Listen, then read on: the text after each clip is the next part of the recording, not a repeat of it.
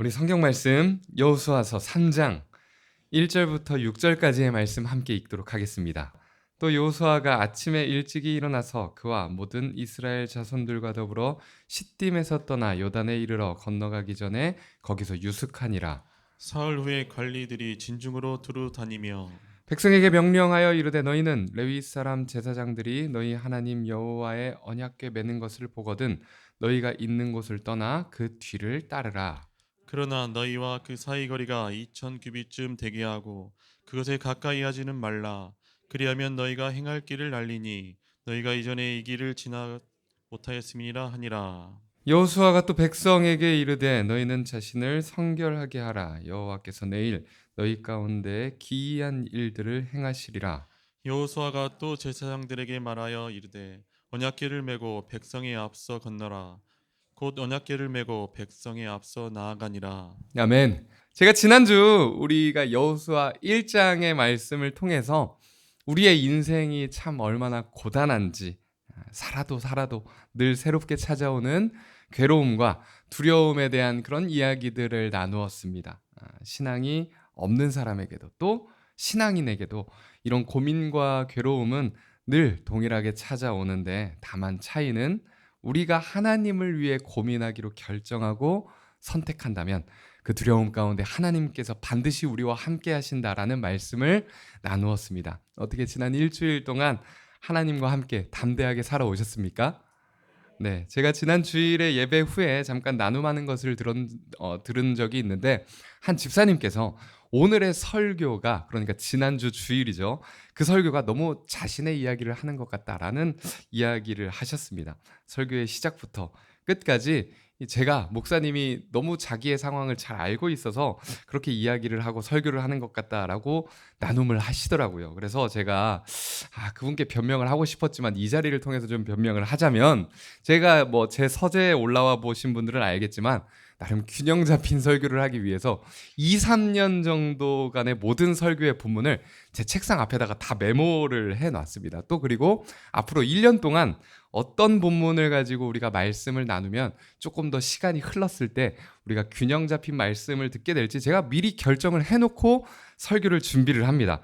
그러니까 제가 뭐 준비를 잘한다 이런 이야기를 하고자 하는 것이 아니라 그 집사님의 상황을 제가 뭐 미리 알고 예상해서 본문을 정한 것이 아니라 이미 결정된 본문을 가지고 설명을 했기 때문에 설교를 했기 때문에 만약에 예배를 통해서 설교가 오늘의 말씀이 진짜 나에게 주시는 말씀인 것 같다라는 마음이 들으셨다면 하나님께서 주신 마음이다라는 이야기를 하고자 함입니다. 어떻게 저처럼 이 공감 능력이 부족한 목사가 어떻게 여러분들의 상황과 모든 환경을 다 알아서 거기에 맞는 설교를 할 수 있겠습니까? 뭐 저는 그런 능력도 없고 그런 자질도 없는 사람입니다. 하지만 하나님의 말씀은 살아있고 운동력 있고 우리 삶의 구석구석까지 찾아오는 그런 말씀이심을 믿으시기를 축복합니다. 그렇기 때문에 오늘 예배를 통해서 또 설교와 찬양, 기도의 시간을 통해서 마치 나에게 이야기하시는 것 같다, 나의 이야기 같다라는 마음이 느껴지신다면 하나님께서 여러분들에게 주시는 음성임을 확신하시기를 축복합니다. 오늘도 예배를 통해서 하나님의 말씀을 통해서 나에게 주시는 하나님의 음성을 듣는 시간이 되기를 간절히 소망합니다. 그렇다면 오늘 하나님께서 나에게 주신 말씀을 믿고 그렇게 순종한 여호수아가 그리고 이스라엘 백성을 통해서 그 이스라엘 백성을 통해서 어떠한 일들이 일어나게 되는지 함께 살펴보려고 하는데요. 먼저 오늘 우리가 함께 읽었던 본문 바로 앞에 있는 여호수아 2장 8절과 9절의 말씀을 먼저 읽어보도록 합시다. 또 그들이 눕기 전에 라합이 지붕에 올라가서 그들에게 이르러 말하되 여호와께서 이 땅을 너희에게 주신 줄을 내가 아노라. 우리가 너희를 심히 두려워하고 이 땅 주민들이 다 너희 앞에서 간담이 녹나니. 제가 그 어린 시절 좀 짓궂은 편이었습니다. 얼굴에도 약간의 그 짓궂음이 남아있죠. 초등학교 1학년 때 이제 학교를 입학을 했는데 반에서 제가 키가 꽤 큰 편이었고 성격도 좀 적극적이라서 주도적인 학교 생활을 했습니다. 그런데 저와 이렇게 자주 장난을 치며 종종 다투던 그런 친구가 있었는데 그 친구는 좀 체구도 작고 왜소한 편이라 마지막에는 말로 다투다 안 되면 제가 항상 힘으로 찍어 누르는 그런 친구가 있었습니다. 지금 생각하면 참 미안한 마음이 들곤 하는데 그런 이야기를 할 겨를도 없이 제가 4학년 때 다른 학교로 전학을 가게 됩니다. 그런데 중학교에 입학을 했는데 그 친구가 저와 같은 학교에 입학을 하게 된 겁니다. 참 놀랍죠? 그런데 놀라운 것은 그 사이에 저는 키가 많이 자라지 않았는데 그 친구는 이제 저보다 더 키가 커서 저보다 머리가 하나는 더 있고 또 덩치도 커져서 나타난 것입니다. 같은 반 친구는 아니었지만 그 친구를 학교 복도에서 마주칠 때마다 제 간담이 서늘했습니다. 물론 저는 간담이 서늘했겠지만 그 친구 입장에서는 아주 통쾌한 일 아니었겠습니까? 네, 오늘 우리가 읽은 말씀은요, 사실 아주 통쾌한 구절입니다.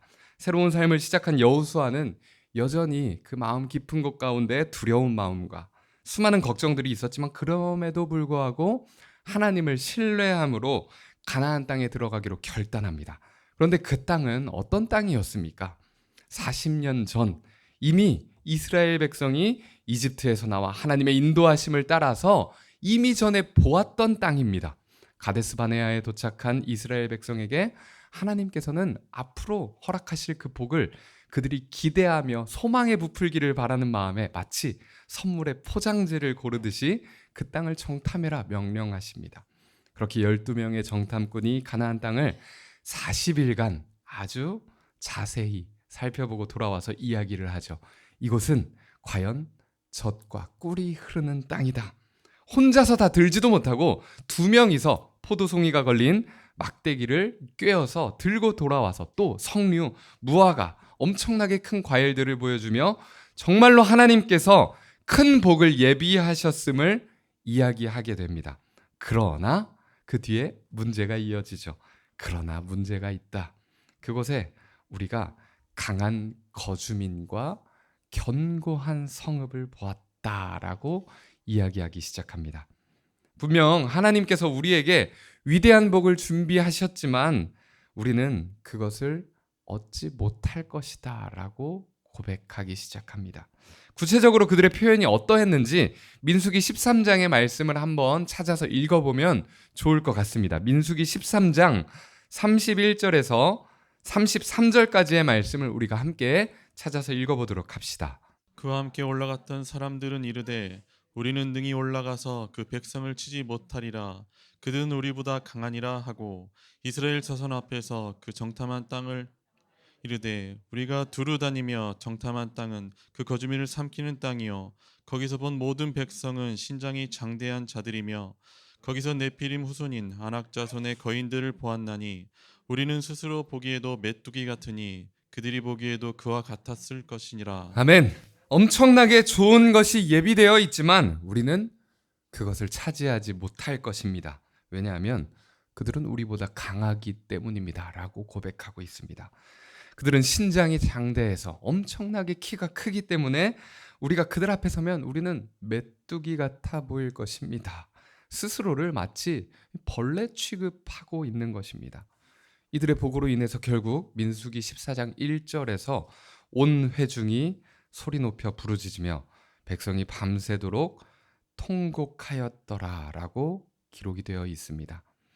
그런데 그 12명의 정탐꾼 가운데 10명은 이렇게 보고를 하지만 그 가운데 딱 2명만이 다른 이야기를 합니다. 그런데 하나님께서 우리를 기뻐하시면 우리를 그 땅으로 반드시 인도하실 것입니다. 하나님이 우리와 함께 하신다. 그들을 두려워하지 말지어다 라고 고백하는 2명이 있습니다. 그게 바로 여분네의 아들 갈렙과 오늘 말씀의 주인공 여호수아인 것이죠. 여호수아는 하나님을 신뢰하고 우리가 믿음으로 그곳을 향해 걸어가고 싶다라고 이야기를 하고 있었습니다. 그런데 모든 이스라엘 백성의 불평으로 인해 결국 40년이라는 세월을 광야에서 보내게 된 것이죠. 40년 동안 그들이 무엇을 했습니까? 뭐 특별한 전술 훈련을 받았습니까?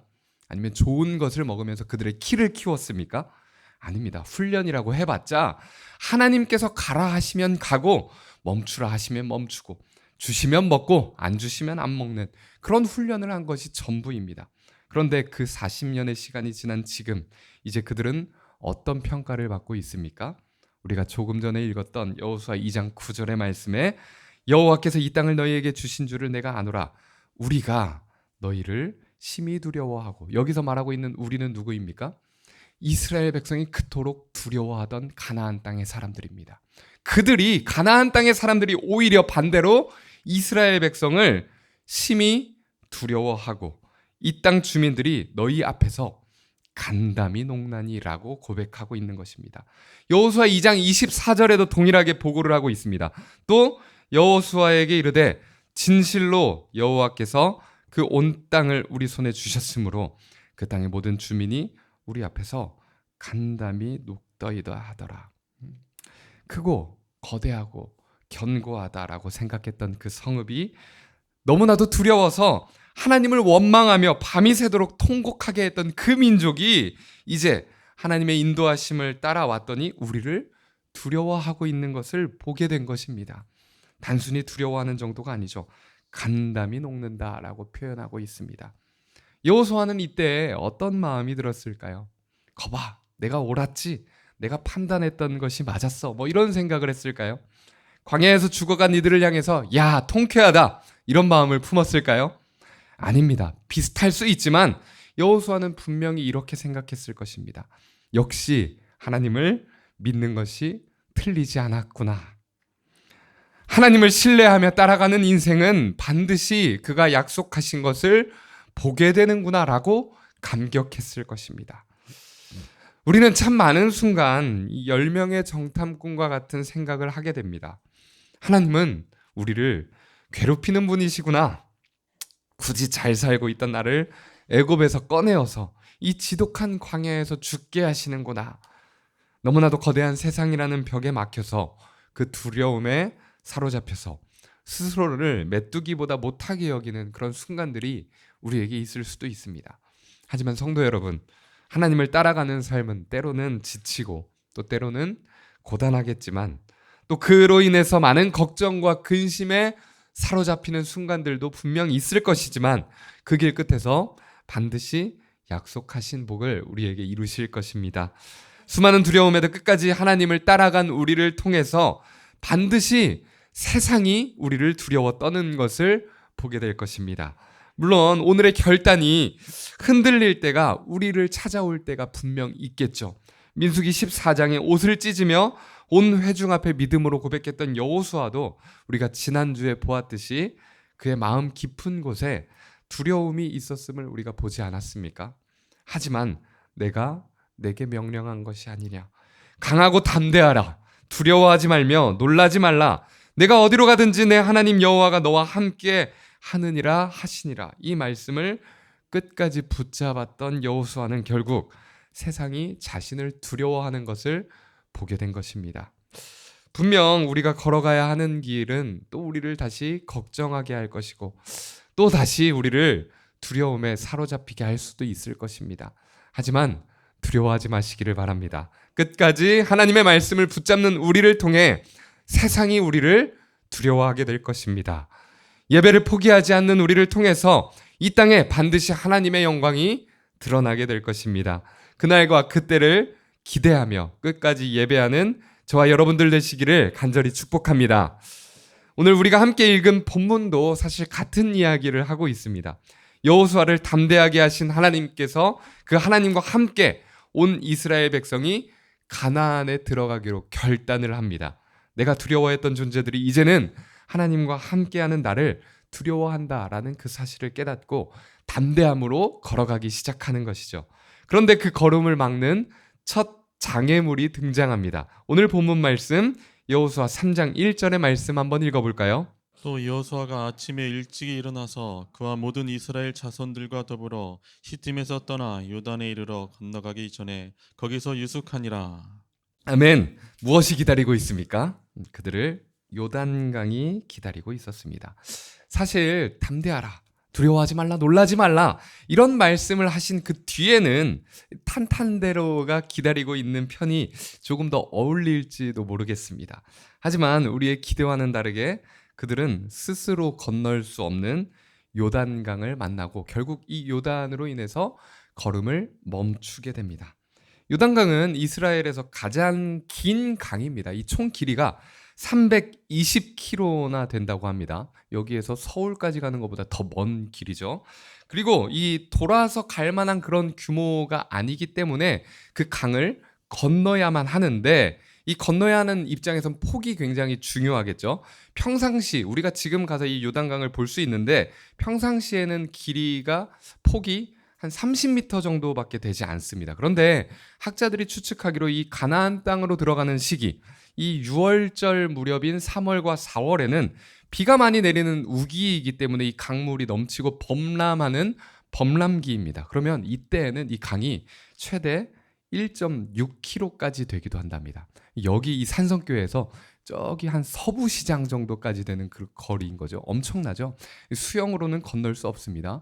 범람기이기 때문에 또 유속도 굉장히 빨라서 웬만한 배로도 건너가기가 어렵습니다. 1.6km.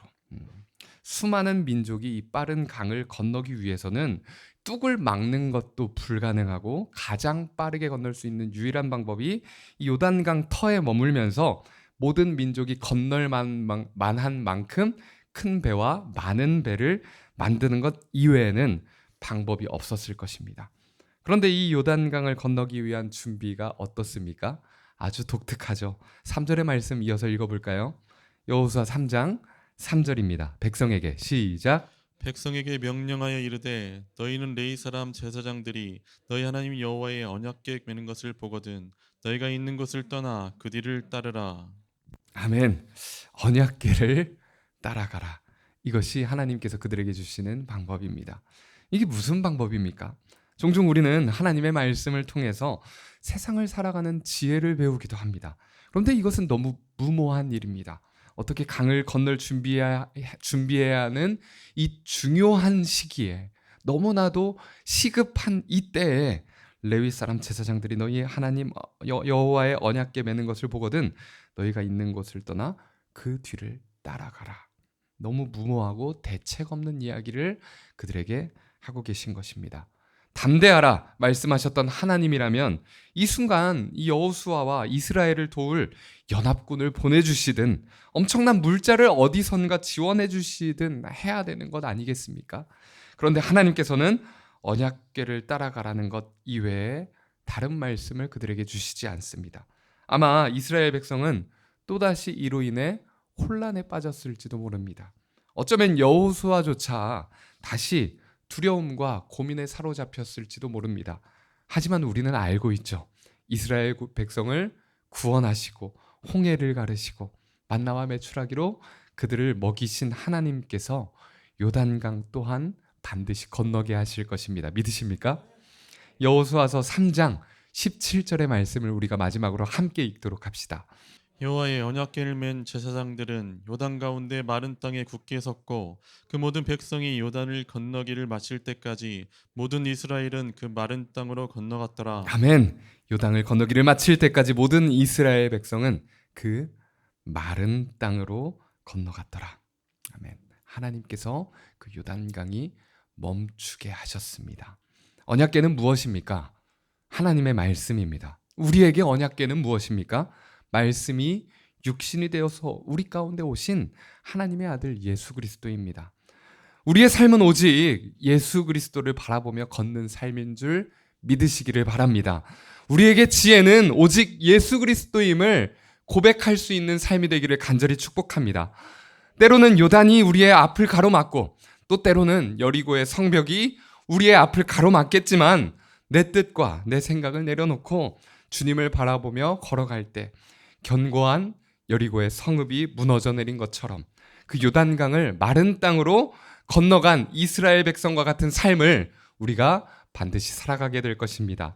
우리들의 삶이 세상이 보이기에는 미련하게 보일지라도, 세상의 기준에는 대책이 없는 것처럼 보일지라도 우리의 삶을 통해 결국 그들이 하나님께 영광을 돌리게 되는 하나님의 백성의 삶을 살아가게 되시기를 간절히 축복합니다. 우리 이 시간 믿음으로 그렇게 찬양하고 고백하는 시간 갖도록 합시다.